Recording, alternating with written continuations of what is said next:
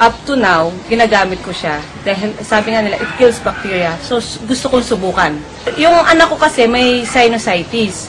So, ang ginawa ko kasi is from December, inanuhan siya ng gamot para sa pag-spray sa ilong. Every morning ho, nag-hatching siya at saka tumutuloy si puno. So, ang ginawa ko sa anak ko, eto, 9 years old, may sinusitis ho siya.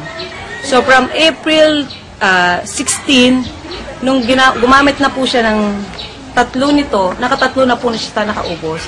So, from April 17 ng umaga, naubusan siya, bumili yung mister ko. Ito po yung pinakabagong bote niya po. So, from April 17 up to now, hindi na po siya gumagamit. So, doon napatunayan ko na talagang nakakagaling siya. Ako rin po kasi is may sinusitis. Doon po sa sinusitis ko po, ang ginawa ko po is dahil nga po nung gabi ng April 25, umatake po ang sakit ng dito ko grabe. Pero may gamit pa po akong panty liner. So nilagay ko siya from 11 PM ng gabi. Ito po yung ginawa ko sa akin. Sabi ko nga is wala namang masama kung itatry ko. So from April 25 po na ginawa ko ng 11 PM, 6 o'clock in the morning nilagay ko ulit siya. Pagdating ng 8 o'clock po ng morning ho, lumabas po to. Yan po yung lumabas sa akin. Ngayon po nagulat ako dahil talagang grabe ho, ang baho-baho talaga. At nakaamoy na ako kasi ang tagal ko nang di nakaamoy. So akala ko po yung detoxifying ko dito na natapos.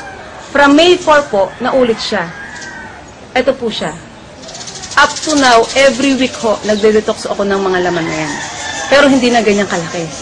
So ito po yung mga picture nung the time na ginagawa ko. So, bukod po sa picture, ito po yung pinakabote na nilagay ko po siya sa alcohol. Ganito po siya kalaki. Yung lumabas po sa akin. Yan po. So, hanggang ngayon po is nagde-detox po ako. Yan po yan.